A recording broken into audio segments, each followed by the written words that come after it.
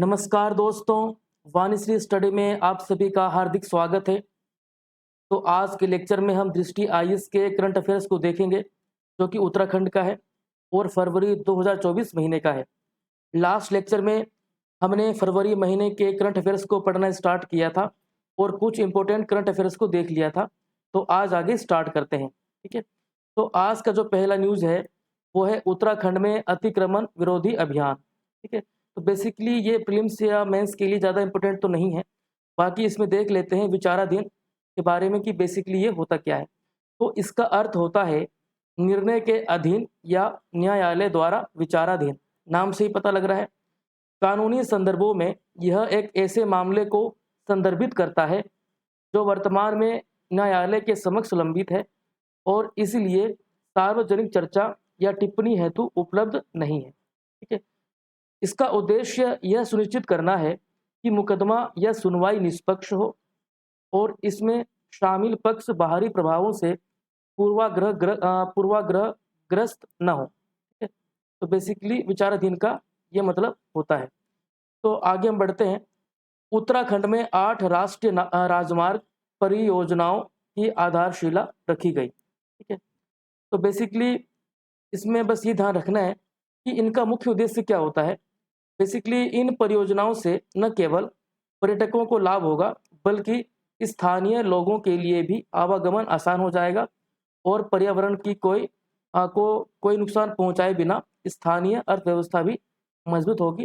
तो ये जितनी भी परियोजनाएं होती हैं, ठीक है, तो इनका उद्देश्य यही होता है कि जो हमारे आधारभूत डेवलपमेंट है, विकास की बात हो, तो ये सभी अच्छे से हो, जिससे स्टेट का विकास, सर्वांगीण विकास अच्छे से हो पाए। अगला है भारत की पहली हेलीकॉप्टर आपातकालीन चिकित्सा सेवा उत्तराखंड में शुरू होगी। तो ये मोस्ट इंपोर्टेंट है, प्रीलिम्स के लिए ध्यान रखना है। तो भारत अपनी पहली हेलीकॉप्टर आपातकालीन चिकित्सा सेवा यानी कि हेलीकॉप्टर इमरजेंसी मेडिकल सर्विस देखने के लिए तैयार है और ये हमें कहाँ देखने को मिल रहा है? उत्तराखंड में, जो ऋषिकेश में अखिल भारतीय आयुर्विज्ञान संस्थान एम्स से संचालित होगी। तो बेसिकली इसके मुख्य बिंदु क्या है? नई हेम्स 150 किलोमीटर के कवरेज दायरे के साथ प्रोजेक्ट संजीवनी के तहत संचालित होगी। इससे दुर्घटना पीड़ितों और मरीजों को पहाड़ी इलाकों से एम्स तक समय पर परिवहन सुनिश्चित हो सकेगा। किसी दुर्घटना के तुरंत बाद महत्वपूर्ण गोल्डन आवर्स के दौरान मरीजों को बचाने के लिए आपातकालीन हेलीकॉप्टर सेवाएं अपरिहार्य होंगी जब विशेषज्ञ चिकित्सा देखभाल महत्वपूर्ण होती है। तो बेसिकली ये आपातकालीन चिकित्सा को एक तरीके से गति प्रदान करने के लिए यह कार्य उत्तराखंड में शुरू किया जा रहा है और उत्तराखंड एक तरीके से हम बोल सकते हैं कि उत्तराखंड में यह पहली सेवा हमें देखने को मिल रही है, ठीक है। तो इसके बारे में देख लेते हैं। इसे प्रोजेक्ट संजीवनी कहा जाता है। एम्स ऋषिकेश में आपातकालीन चिकित्सा सेवाएं प्रदान करने हेतु एक हेलीकॉप्टर तैनात किया जाएगा। इसमें शिक्षा, पर्यावरण, कृषि और पशुधन स्वास्थ्य देखभाल जैसे विभिन्न क्षेत्रों को लक्षित करने वाली कई पहल शामिल है, ठीक है। हेलीकॉप्टर 20 मिनट के नोटिस पर अस्पताल में तैनात होगा और 150 किलोमीटर के दायरे के क्षेत्र को कवर करेगा। तो बेसिकली ये काफ़ी अच्छा एक तरीके से प्रयास किया जा रहा है उत्तराखंड द्वारा, ठीक है। तो इसको ध्यान रखिएगा। अगला है हरिद्वार में 30 राष्ट्रीय राजमार्ग परियोजनाओं का उद्घाटन किया गया, ठीक है। तो इसमें देख लेते हैं। तो इसमें कोई खास तो नहीं है, आगे बढ़ते हैं। उत्तराखंड ग्रीन सेस लगाएगा, ठीक है। तो उत्तराखंड सरकार अन्य राज्यों से राज्य में प्रवेश करने वाले वाहनों पर ग्रीन सेस हरित उपकर लागू करने के लिए पूरी तरीके से तैयार है।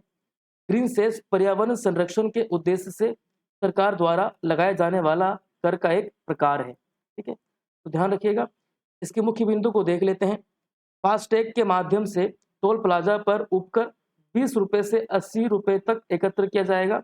अब देखिए इन फैक्ट्स को ध्यान रखना है, ठीक है। 20 रुपये से 80 रुपये तक एकत्र किया जाएगा। संपीड़ित प्राकृतिक गैस यानी कि सीएनजी द्वारा ईंधन वाले इलेक्ट्रिक वाहनों और कारों को छूट दी जाएगी। तो ये भी ध्यान रखना है कि किन्हें छूट दी जाएगी। इसे भारतीय राष्ट्रीय राजमार्ग प्राधिकरण, ठीक है, ये रियायत दाताओं द्वारा एकत्रित किया जाएगा। परिवहन विभाग के अनुसार तिपहिया और 4 पहिया वाहनों, हल्के मोटर वाहन पर ग्रीन सेस के रूप में क्रमशः 20 रुपये तथा 40 रुपये लगेंगे, जबकि मध्यम एवं भारी मोटर वाहनों को क्रमशः 60 रुपये व 80 रुपये का भुगतान करना पड़ेगा। 2 पहिया वाहन, सरकारी वाहन, फायर टेंडर और एम्बुलेंस सेना के वाहन, कृषि हेतु उपयोग के लिए किए जाने वाले वाहनों को ग्रीन सेस से छूट दी जाएगी। तो किन वाहनों पर लगाया जाएगा और किन्हें छूट दी जाएगी, तो इन दोनों बातों को ध्यान रखिएगा। फास्टैग के बारे में देख लेते हैं। तो बेसिकली यह एक साधन उपकरण है जो गतिशील वाहन को निर्बाध रूप से सीधे टोल भुगतान करने के लिए जो इसकी तकनीक है वो है रेडियो फ्रीक्वेंसी आइडेंटिफिकेशन का उपयोग करता है, जिसको बोलते हैं RFID। ठीक है, तो कई बार ये क्वेश्चन आ जाता है कि फास्टैग में किस तकनीक का प्रयोग किया जाता है, तो ध्यान रखिएगा रेडियो फ्रीक्वेंसी आइडेंटिफिकेशन। ठीक है, तो NHAI ने फास्टैग की उपलब्धता को सुविधाजनक बनाने के लिए 2 मोबाइल ऐप बनाए हैं, माई फास्टैग और फास्टैग पार्टनर लॉन्च किए। ठीक है, तो इन्हें ध्यान रखना है। अब NHAI के बारे में देख लेते हैं। तो जो इसका गठन हुआ था 1988 में देखने को मिला। ठीक है, संसद के एक अधिनियम द्वारा सड़क परिवहन और राजमार्ग मंत्रालय के प्रशासनिक नियंत्रण के तहत भारत सरकार द्वारा सौंपे गए राष्ट्रीय राजमार्गों की विकास, रख रखाव तथा प्रबंधन के लिए एक केंद्रीय प्राधिकरण के रूप में किया गया था। ठीक है, हालांकि प्राधिकरण फरवरी 1995 में चालू हो गया। प्राधिकरण में एक पूर्णकालिक अध्यक्ष होता है, ध्यान रखिएगा, और अधिकतम 5 पूर्णकालिक सदस्य तथा 4 अंशकालिक सदस्य जिन्हें केंद्र सरकार द्वारा नियुक्त किया जाता है। आगे बढ़ते हैं। जो अगला न्यूज़ है वो है नजुल भूमि के बारे में है, तो देख लेते हैं बेसिकली क्या है। हाल ही में उत्तराखंड के नैनीताल जिले के हल्द्वानी शहर में कथित तौर पर नजुल भूमि पर एक मस्जिद और मदरसे की जगह पर अतिक्रमण हटाने के लिए शहर प्रशासन द्वारा चलाए गए विध्वंस अभियान के कारण हिंसा भड़क उठी। तो बेसिकली नजुल भूमि होती क्या है, इसको देख लेते हैं। नजुल भूमि का स्वामित्व सरकार के पास है, लेकिन अक्सर इसे सीधे राज्य संपत्ति के रूप में प्रशासित नहीं किया जाता है। राज्य आमतौर पर ऐसी भूमि को किसी भी इकाई को एक निश्चित अवधि के लिए पट्टे पर आवंटित करता है। आमतौर पर जो इसकी अवधि होती है वो होती है 15 से 99 वर्ष। ठीक है, यदि पट्टे की अवधि समाप्त हो रही है तो कोई व्यक्ति स्थानीय विकास प्राधिकरण के राजस्व विभाग को एक लिखित आवेदन जमा करके पट्टे को नवीनीकृत करने हेतु प्राधिकरण से संपर्क कर सकता है। ठीक है, बाकी सरकार नजुल भूमि के को वापस लेने या पट्टे को नवीनीकृत करने या इसे रद्द करने के लिए पूरी तरीके से स्वतंत्र है। ठीक है, तो बेसिकली जो इसका उपयोग होता है वो सार्वजनिक उद्देश्यों जैसे स्कूल, अस्पताल, ग्राम पंचायत भवन आदि के निर्माण के लिए किया जाता है। तो ठीक है, ये नजुल भूमि के बारे में हमने इन बातों को देखा, तो इन बातों को ध्यान रखिएगा। अगला है अतिक्रमण। बेसिकली होता क्या है, यह किसी और की संपत्ति का अनधिकृत उपयोग या कब्जा है। ठीक है? यह परित्यक्त या अप्रयुक्त स्थानों पर हो सकता है यदि कानूनी मालिक इसके रख रखाव में सक्रिय रूप से शामिल नहीं है। भूमि अतिक्रमण जैसा कि भारतीय दंड संहिता 1860 की धारा 441 द्वारा परिभाषित भी की गई है, किसी अपराध को करने, संपत्ति पर कब्जा करने की धमकी देने या बिन बुलाए भूमि पर रहने की अनुमति के बिना किसी और की संपत्ति में अवैध रूप से प्रवेश करने का कार्य है। तो जो ये परिभाषा है ये IPC के अंदर इसको किया गया है। ठीक है, तो ध्यान रखिएगा। अगला है शेवनिंग छात्रवृत्ति। तो ये क्या है, उत्तराखंड सरकार ने प्रतिष्ठित शेवनिंग छात्रवृत्ति के माध्यम से UK में यानी कि यूनाइटेड किंगडम में 1 साल के मास्टर कार्यक्रम को आगे बढ़ाने में राज्य के 10 उत्कृष्ट छात्रों को समर्थन देने की अपनी पहल की घोषणा की है। अब यदि खर्चे की बात करें तो एक तरीके से जो ये कार्य किया जा रहा है कि राज्य सरकार यानी कि उत्तराखंड और जो कि शेवनिंग छात्रवृत्ति का ये पूरा बोल सकते हैं पूरा ग्रुप है, तो इन दोनों के पार्टनरशिप से ये काम किया जा रहा है, जिसमें जो राज्य है वो 50% खर्च करेगी। बाकी जो शेवरिंग इंडिया है, ठीक है, वो इसका शेष यानी कि वो भी आधा प्रतिशत इसका व्यय करेगी। ठीक है, तो इसके बारे में देख लेते हैं शेवरिंग छात्रवृत्ति के बारे में। तो यह ब्रिटिश विदेश और राष्ट्रमंडल कार्यालय द्वारा वित्त पोषित एक अंतर्राष्ट्रीय छात्रवृत्ति है। ठीक है, जो नेतृत्व गुणों वाले विदेशी छात्रों को यूके के विश्वविद्यालयों में अध्ययन करने की अनुमति प्रदान करती है। तो इसी उद्देश्य को लेकर के उत्तराखंड इसके साथ मिलकर के यह कार्य कर रही है। योजना का उद्देश्य यूके में छात्रों का एक नेटवर्क तैयार करना है जो अपने देशों में भविष्य के नेतृत्वकर्ता होंगे। तो ध्यान रखिएगा, ये दोनों का जो एक्सपेंडिचर है वो आधा आधा है। ठीक है, राज्य सरकार भी 50% खर्च करेगी और सेविंग इंडिया भी शेष खर्च करेगी जो कि 50% ही है। ठीक है, तो इसको ध्यान रखना है। अगला है उत्तराखंड में होम गार्ड के लिए ट्रांजिट हॉस्टल। ठीक है, उत्तराखंड में होम गार्ड विभाग विशेष रूप से उधम सिंह नगर और अन्य प्रमुख जिलों में अपने होम गार्ड के लिए आवासीय सुविधा देने की तैयारी कर रहा है। होम गार्ड के बारे में देख लेते हैं। 6 दिसंबर 1946 को नागरिक अव्यवस्थाओं और सांप्रदायिक दंगों की उथल पुथल अवधि के दौरान पूर्व प्रधानमंत्री मोरारजी देसाई के नेतृत्व में पुलिस के सहायक के रूप में नागरिक स्वैच्छिक बल के रूप में पहली होमगार्ड यूनिट की कल्पना और स्थापना तत्कालीन बॉम्बे प्रेसिडेंसी में की गई थी। तो इसको ध्यान रखिएगा। वर्ष 1966 में भारत चीन युद्ध के बाद इसे भारत में पुनर्गठित किया गया था। ठीक है, तो इन फैक्ट्स को ध्यान रखना है। अगला है उत्तराखंड में 108 सड़कों का उन्नयन। तो बेसिकली इसमें देख लेते हैं प्रधानमंत्री ग्रामीण सड़क योजना के बारे में। तो इसे 25 दिसंबर 2000 को असंबद्ध बस्तियों तक हर मौसम में अनुकूल सड़क के माध्यम से कनेक्टिविटी प्रदान करने के लिए लॉन्च किया गया था। बेसिकली ग्रामीण सड़क योजना का उद्देश्य यही है कि कनेक्टिविटी अच्छे से विकास किया जाए। ठीक है, इसकी बेसिकली हम देखें तो तीसरे चरण को जुलाई 2019 के दौरान कैबिनेट द्वारा अनुमोदित किया गया था। यह सुविधाओं को प्राथमिकता देता है, जैसे कि ग्रामीण कृषि बाजार।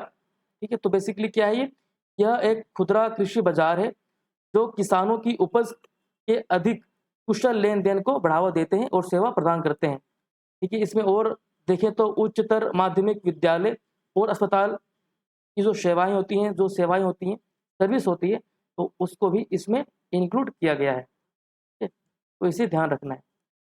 आगे है उत्तराखंड पेश करेगा 90,000 करोड़ का बजट। तो ये आगे भी आया है, तो इसको हम उसी के साथ देख लेंगे। ठीक है, आगे बढ़ते हैं। उत्तराखंड सार्वजनिक एवं निजी संपत्ति क्षति वसूली विधेयक। तो ये क्या है, उत्तर प्रदेश और हरियाणा द्वारा लाए गए संपत्ति के नुकसान की वसूली की तर्ज पर उत्तराखंड एक विधेयक लाने की तैयारी में है। तो इसका उद्देश्य क्या होगा, इस कानून के तहत विरोध प्रदर्शनों और हड़तालों के दौरान सार्वजनिक एवं सरकारी संपत्तियों के नुकसान की भरपाई उपद्रव में शामिल आरोपियों से की जाएगी। तो इसी उद्देश्य को लेकर के, जिससे जो हमारी जो पब्लिक प्रॉपर्टी होती है, सरकार की प्रॉपर्टी होती है, तो उसको हड़ताल में या किसी प्रदर्शन में हिंसा होने पर उसको नुकसान पहुंचाया जाता है, तो उसी को रोकने के लिए यह कार्य किया जा रहा है और इस विधेयक को लाया जा रहा है, जो कि उत्तर प्रदेश और हरियाणा से एक तरीके से प्रभावित है। ठीक है, तो इन्हीं से मोटिवेट होकर हम ये कार्य कर रहे हैं। तो अतिक्रमण हमने देख लिया है। ठीक है, और नजल भूमि के बारे में भी हमने देख लिया है। तो आगे बढ़ते हैं। एनजीटी ने उत्तराखंड प्रदूषण नियंत्रण बोर्ड को फटकार लगाई। तो देख लेते हैं। हाल ही में राष्ट्रीय हरित अधिकरण ने मुख्य दर्शन बने रहने और गंगा में अनुपचारित सीवेज के प्रभाव को रोकने के लिए उचित कार्रवाई नहीं करने हेतु उत्तराखंड प्रदूषण नियंत्रण बोर्ड की निंदा की है। तो बेसिकली देख लेते हैं एनजीटी के बारे में।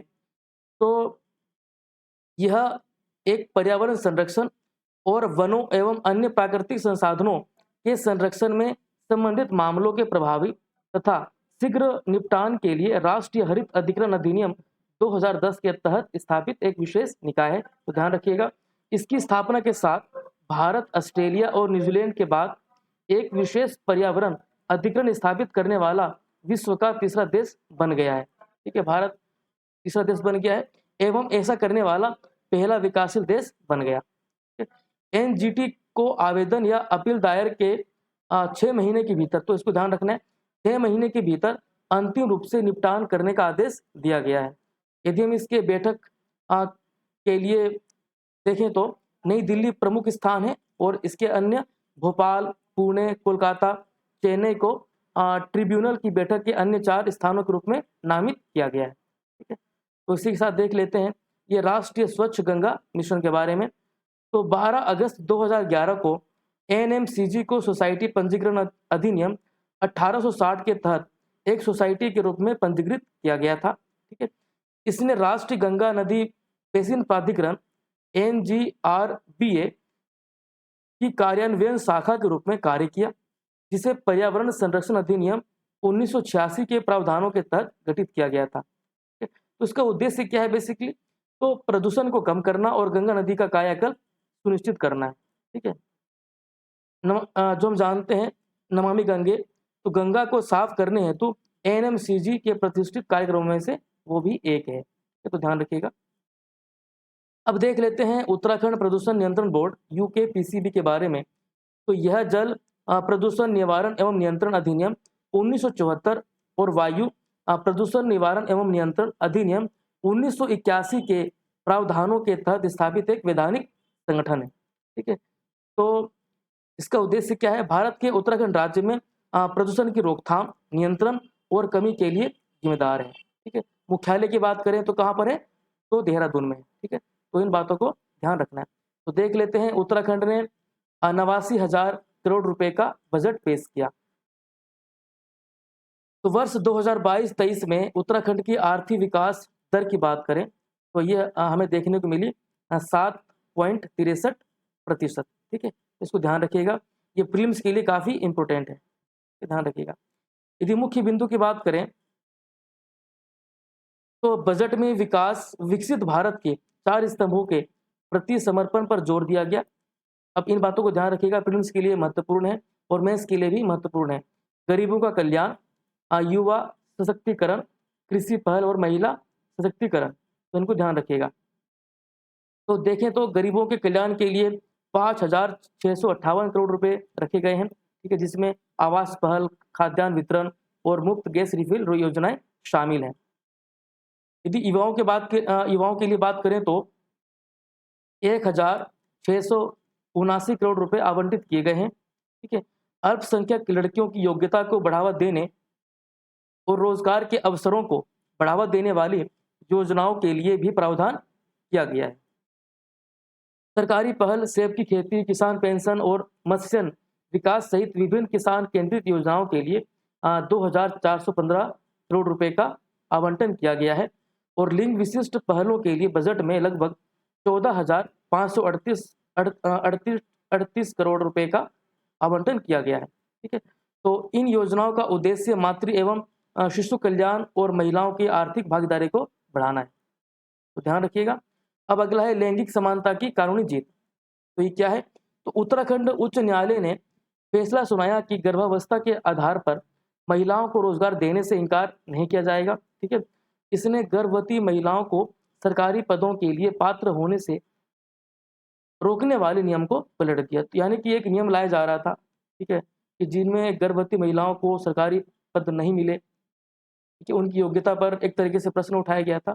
तो उस फैसले को एक तरीके से, उस पात्रता को एक तरीके से उच्च न्यायालय ने पलट दिया है, उसको खारिज कर दिया है। ठीक है, तो इसके मुख्य बिंदु को देख लेते हैं। यह एक ऐतिहासिक फैसला है। ठीक है, और यह फैसला मिश्रा उपाध्याय के मामले से प्रेरित था, जिन्हें गर्भावस्था के कारण नर्सिंग अधिकारी का पद देने से इनकार कर दिया गया था। उच्च न्यायालय ने 12 सप्ताह या उससे अधिक की गर्भवती महिलाओं को रोजगार के लिए अस्थायी रूप से अयोग्य बताने वाले राज्य सरकार के विनियमन को अमान्य कर दिया है। ठीक है, इसमें फिटनेस प्रमाण पत्र की आवश्यकता के साथ प्रसव के 6 सप्ताह बाद एक पंजीकृत चिकित्सक द्वारा मेडिकल जांच को भी अनिवार्य किया गया है। तो इनको ध्यान रखना है, आप खुद से भी इन्हें पढ़ लीजिएगा। ठीक है, अब देखते हैं कि संविधान के अनुच्छेद 14, 16 और 21 में कौन कौन सी बातों को बताया गया है। ठीक है, जिक्र किया गया है, देख लेते हैं।